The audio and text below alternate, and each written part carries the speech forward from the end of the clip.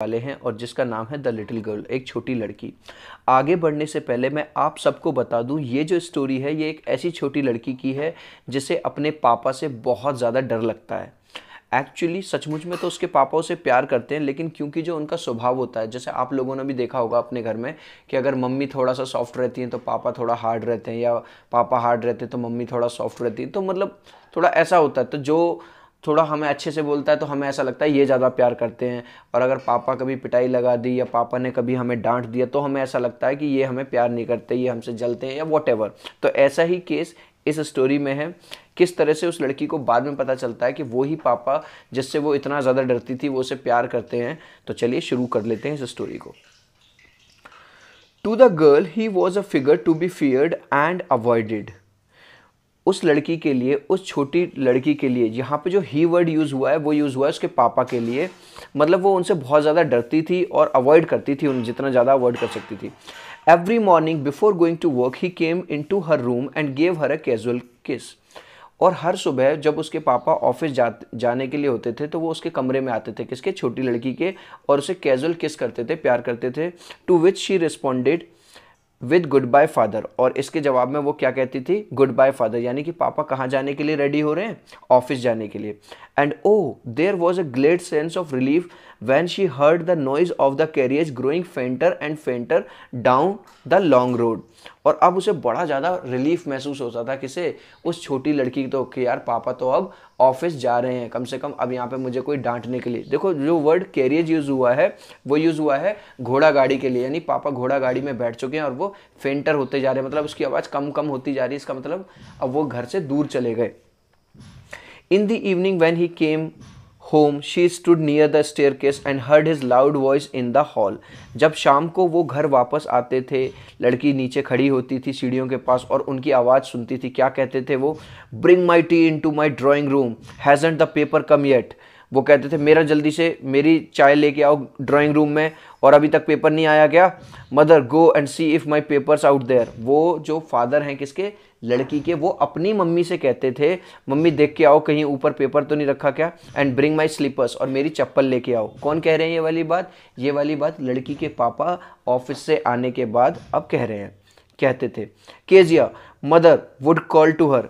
अब जो मम्मी थी वो केजिया को कहती थी, if you are a good girl you can come down and take off father's boots. जैसे छोटे बच्चों को कहते हैं ना कि आप तो बेटे बहुत अच्छे बच्चे हो, जाओ बेटे पापा थके आ रहे आए हैं, पापा के जूते उतार दो। Slowly the girl would slip down to the stairs more slowly till across the hall and push open the drawing room door. और धीरे से बच्ची, मतलब दबे पाँवों से, मतलब उसका मन नहीं है, उसे डर लग रहा है, लेकिन फिर भी वो धीरे धीरे आती थी इस काम को करने के लिए। By the time he had his spectacles and looked at her over with them in a way that was terrifying to the little girl। और जिस तरह से उसके पापा चश्मा लगाए हुए चश्मे के ऊपर से उसे देखते थे, वो जो लड़की थी केजिया वो बड़ी डर जाती थी। Well Kezia hurry up and pull off these boots and take them outside। Have you been a good girl today? अब जो उसके पापा थे हर शाम को उससे क्या कहते थे, ओके केजिया तुम अच्छी लड़की हो, जल्दी आओ और इन जूतों को उतारो। और have you been a good girl today, क्या आज तुम अच्छी लड़की रही हो। इस चीज़ का मतलब क्या है, जैसे होता है ना मम्मी पापा ऑफिस से आके पूछते हैं बेटे आज कोई शरारत तो नहीं करी, तो ऐसे ही वो आके पूछते थे कि बेटे आज आई डोंट नो फादर। तो अब वो थोड़ा तुतलाते हुए हकलाते हुए कहती है मुझे नहीं पता पापा, यानी कि उसे डर लग रहा है कहीं ऐसा नहीं मैं कह दूं कि नहीं पापा मैं तो अच्छी रही हूँ लेकिन मम्मी शिकायत कर दें। You don't know if you stutter like that mother will have to take you to the doctor।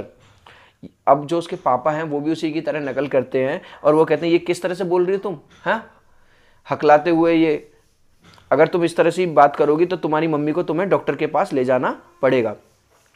She never stuttered with other people, had quite given it up, but only with father because then she was trying so hard to say the words properly।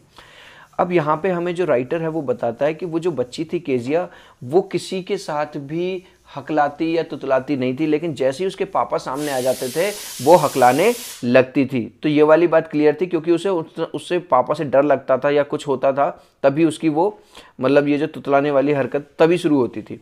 Watts the matter, what are you looking, what's the matter, What are you looking so raised about? Mother, I wish you taught this child not to appear on the brink of suicide. Here, Kezia, carry up my teacup back to the table carefully। अब जो पापा हैं वो बड़े गुस्से से में कहते थे कि क्या बात है भाई, इतनी ऐसे बुझी बुझी सी क्यों लग रही है, ऐसे दुखी दुखी सी। और वो अपनी मम्मी से कहते थे कि मम्मी आपने इस लड़की को यार सिखाया नहीं है क्या, जीना कैसे जाता है, ये ऐसी लगती है जैसे सुसाइड कर लेगी। ये लो केजिया, मेरा चाय वाला कप लो और इसे चुपचाप वहां पे टेबल पे रख के आओ। किसने कही ये वाली बात? उसके पापा ने। He was so big, his hands, his neck, especially his mouth when he yawned. Thinking about him alone was like thinking about a giant. अब वो कहती है, जो लड़की है, कि जो मेरे पापा थे वो इतने बड़े थे साइज में, उनके बड़े बड़े हाथ, बड़ी गर्दन, और जब वो जम्हाई लेते थे, यॉर्निंग करते थे, तो उनका चेहरा बहुत बड़ा था और उन्हें देख के मुझे डर लगता था और ऐसे लगते थे जैसे जाइंट बड़े दैत्य हों। On Sunday afternoons, grandmother sent her down to the drawing room to have a nice talk with father and mother. जब संडे की दोपहर होती थी तो जाहिर सी बात है संडे को ऑफिस नहीं होता होगा, उसकी छुट्टी होती होगी। तो जो ग्रैंड मदर थी वो उससे केजिया से कहती थी, जाओ बेटे ड्राइंग रूम में जाओ और मम्मी पापा से थोड़ा बात कर लो, क्योंकि शायद रोज टाइम नहीं मिलता होगा। But the little girl always found mother reading and father stressed out on the sofa, his handkerchief on his face, his feet on one of the best cushions, sleeping soundly and snoring. लेकिन जैसे ही लड़की drawing room में आती थी वो क्या देखती थी, जैसे आपको इस डायग्राम में भी दिखाई दे रहा है कि मम्मी तो हमेशा बिजी हैं कुछ पढ़ते रहने में, और जो पापा हैं वो हमेशा सो रहे होते थे और खर्राटे मार रहे होते थे। तो इस डायग्राम में भी आपको दिखाई दे रहा है, यहाँ पे छोटी लड़की देखो, मम्मी पढ़ रही हैं और पापा सो रहे हैं। आगे चलते हैं। She sat on a stool, gravely watched him until he woke and stretched and asked the time, then looked at her. वो बेचारी वहीं पे बैठ जाती थी स्टूल पे और जब तक वेट करती रहती थी जब तक पापा उठ ना जाए, और वो उठते थे और उसकी तरफ देखते थे। कौन? Papa. Don't stare so Kezia, Kezia इस तरह से घूर क्यों रही हो मुझे? कौन, किसने कहा? उसके पापा से। You look like a little brown owl, तुम एक उल्लू की तरह लगती हो। One day when she was kept indoors with a cold, her grandmother told her that father's birthday was next week and suggested she should make him a pin cushion for a gift out of a beautiful piece of yellow silk. एक बार क्या होता है, उसे जैसे होता है ना, बच्चों को कुछ बुखार वगैरह आ जाए, जुकाम वगैरह हो जाए, तो उनसे कहते हैं बेटे घर में ही रहो, बाहर मत जाओ, दूसरे बच्चों को भी फैलेगा। तो उसकी ग्रैंड मदर उससे कहती है केजिया से कि बेटे अगले हफ्ते पापा का बर्थडे आने वाला है, तुम ऐसा करो पापा के लिए गिफ्ट बना दो और कुशन बना दो, एक तकिया बना दो। Laboriously with a double cotton, the little girl stitched 3 sides, but what to fill it with? अब बेचारी बहुत मेहनत करती है, एक कुशन बनाने की कोशिश करती है, और कुशन के लिए जैसे आपने देखा होगा 3 साइड से सिल देती है, लेकिन कुशन है या कोई तकिया है तो उसमें कुछ भरा तो जाएगा ना। तो अब उसके अंदर वो भरे क्या, वो सोच में पड़ जाती है। That was the question. The grandmother was out in the garden and she wanted into mother's bedroom to look for scraps. On the bed table she discovered a great many sheets of fine paper, gathered them up, tore them into tiny pieces and stuffed her case, then sewed up the 4th side. अब वो जब 3 side तैयार कर लेती है, cushion की सिल लेती है, तो चौथी साइड में वो क्या भरे ये सोच में पड़ जाती है। देखती है ग्रैंड मदर भी नहीं है, तो जब वो ऊपर जाती है कमरे में तो उसे क्या मिलता है, टेबल के बेड टेबल पे उसे काफ़ी सारे पेपर दिखाई देते हैं पड़े हुए। तो वो उन सारे पेपर्स को उसमें तोड़ तोड़ के काट काट के उसमें भर लेती है और चौथी साइड भी उसे सिल देती है। That night there was a hue and cry in the house. Father's great speech for the port authority had been lost. लेकिन उसी दिन रात में बड़ा घर में अफरा तफरी मच जाती है कि उसके पापा ने एक स्पीच लिखा था जो उन्हें बोलना था पोर्ट अथॉरिटी में, ठीक है। अब वो मिल नहीं रहा। Rooms were servants question, finally mother came into Kezia's room. अब बार बार होता है ना, जैसे हमारे घर में कोई चीज़ खो जाती है तो हम इधर ढूंढते हैं उधर ढूंढते, तो वही सीन उसके घर में चल रहा था। जो नौकर चाकर थे उनसे पूछा गया, भाई तुमने तो नहीं देखा वो पेपर, तुमने तो नहीं देखा, सबने मना कर दिया। अब जो मम्मी है वो लास्ट में केजिया के रूम में आती हैं और उससे पूछती हैं, Kezia I suppose you didn't see some papers on the table in our room. Kezia तुमने तो नहीं देखे बेटे कोई पेपर जो रूम में पड़े हुए थे? Oh yes she said I tore them up for my surprise.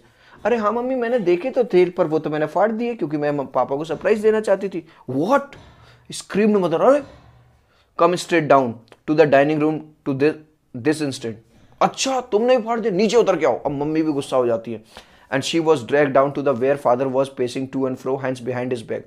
और उसे नीचे उतार के लिया जाता है पापा के सामने, जहां पे पापा अपने हाथ पीछे करके इधर उधर घूम रहे थे। Well he said sharply, mother explained, he stopped and stared at the child. अच्छा तो तुम हो? He stopped and stared at the child, उसने घूरा बच्चे को। डिड यू डू दैट, तुमने किया ये? No no no no she whispered. अब देखो जैसे ही वो पापा से बात करने लगी है फिर से वो हकलाने लगी।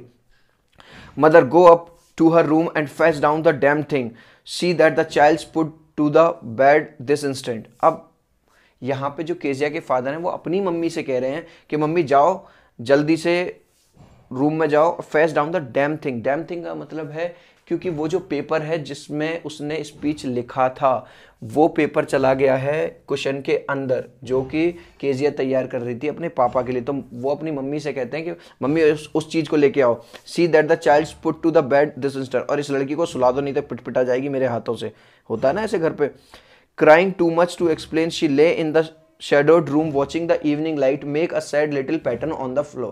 अब बेचारी अपने कमरे में चली जाती है, वहाँ रोती रहती है, बिलखती रहती है अंधेरे कमरे में। Then father came into the room with a ruler in his hand, और तभी उसके पापा आ जाते हैं हाथ में एक रूलर लिए हुए। I am going to beat you for this, he said. अब मैं कहा मैं तुम्हें इस बात की सजा मिलेगी, तुमने मेरा पेपर बर्बाद कर दिया। Oh no no no, she screamed hiding under the bedclothes. वो बेचारी बहुत कोशिश करती है बचने की। ही पुल्ड देम असाइड, लेकिन वो हटा देता है, मतलब वो जो सारे कपड़े जिनसे वो अपने आप को ढकने की कोशिश कर रही थी। Sit up he ordered and hold out your hands, बैठो और अपने हाथ निकालो। जैसे होता है ना टीचर कहते हैं अपने हाथ दो और स्टिक मारते हैं, डंडी मारते हैं। You must be taught once and for all not to touch what does not belong to you. तुम्हें एक बार लेसन सिखाना ही पड़ेगा ताकि तुम अगली बार से उन सब चीज़ों को ना छुओ जो तुम्हारे। But it was for your birthday, पर पापा ये तो मैं तुम्हारे बर्थडे के लिए बना रही थी। Down came the ruler on her little pink palms, और जैसे ही वो बेचारी बात भी, मतलब उसके पापा इतने गुस्से में थे कि उसकी बात सुनने को रेडी ही नहीं थे, और तभी उसके हाथ पे एक रूलर वो मार देते हैं। Hours later when grandmother had wrapped her in a shawl and rocked her in the rocking chair, the child clung to her soft body।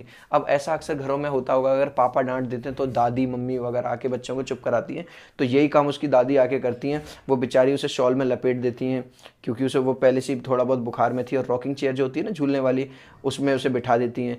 और जो बच्चा होता है, मतलब जो केजिया होती है, वो उनसे चिपक जाती है, मतलब हक करती है अपनी दादी को।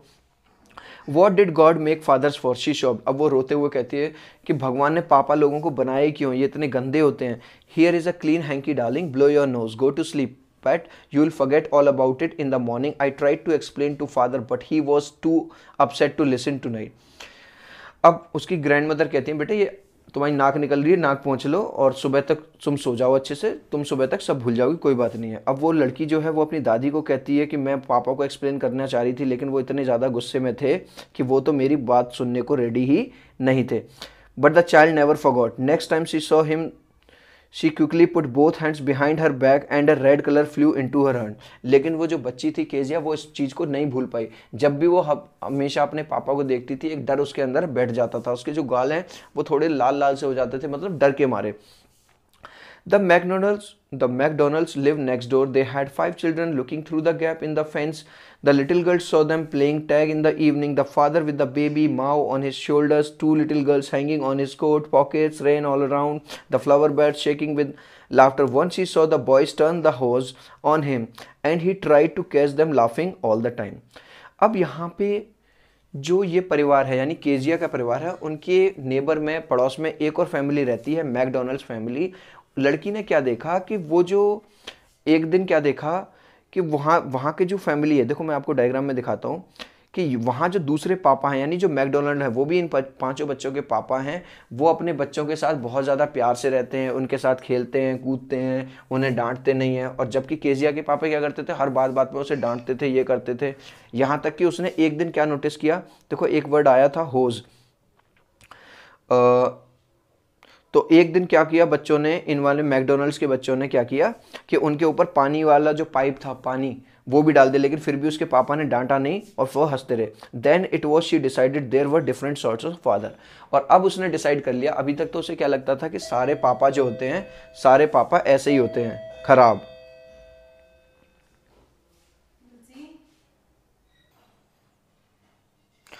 तो अब क्या होता है कि उसे समझ में आ जाता है कि भैया ऐसा नहीं है कि सारे पापा होते हैं वही खराब होते हैं, कुछ पापा बढ़िया भी होते हैं।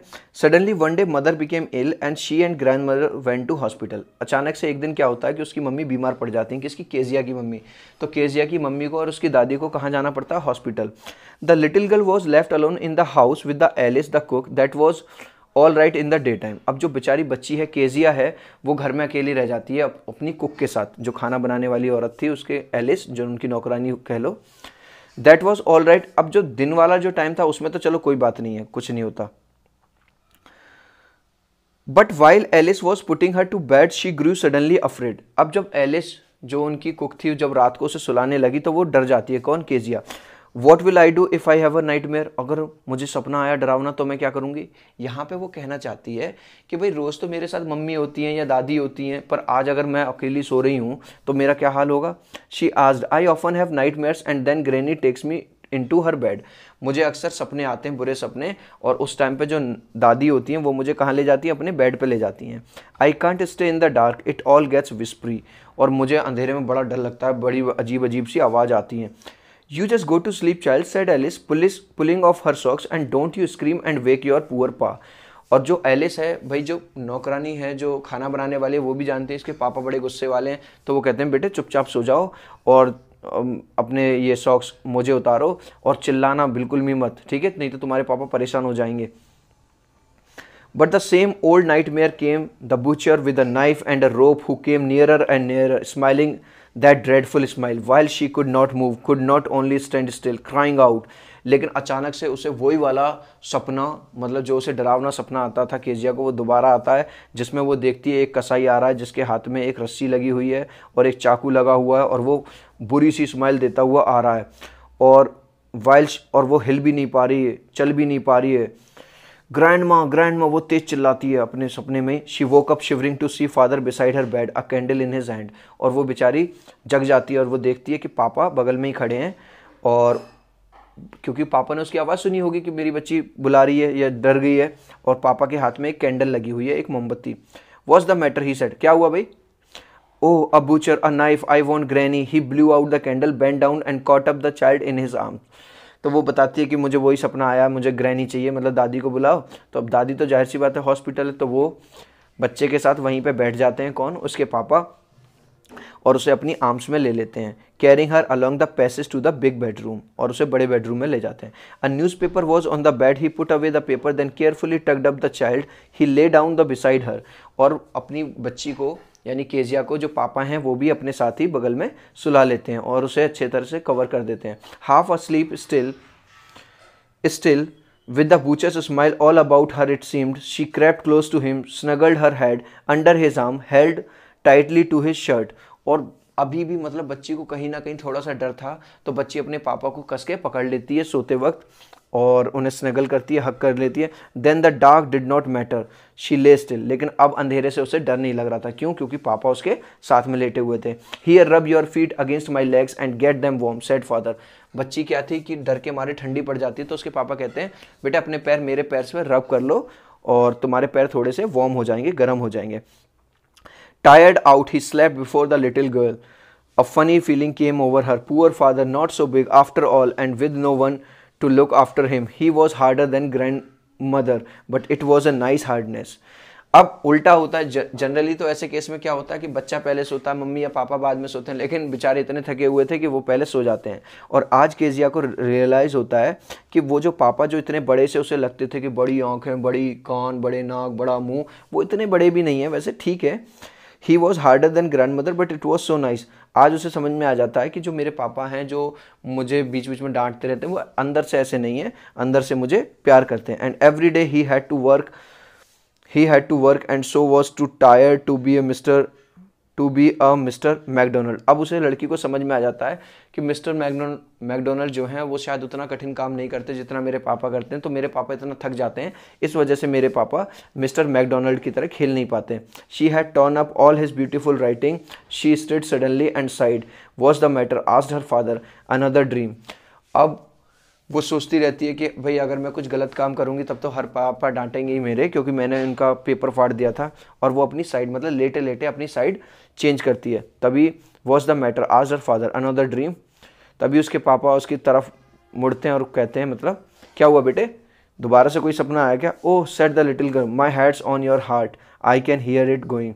अरे पापा कुछ नहीं, मेरा जो सिर है वो आपके दिल के ऊपर, मतलब चेस्ट के ऊपर वो सो रही होगी, आ गया था और मैं ये सुन सकती हूँ, इसका धड़कना सुन सकती हूँ। तो कोई यहाँ पे जो राइटर ने कितना अच्छा सेंटेंस यूज़ किया है।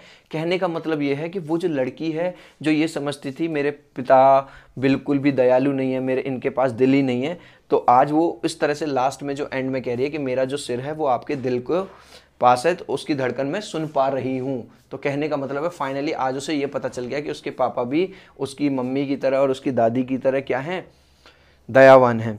What a big heart you have got father dear, आपका दिल कितना बड़ा है मेरे डियर फादर। तो आई होप ये जो स्टोरी है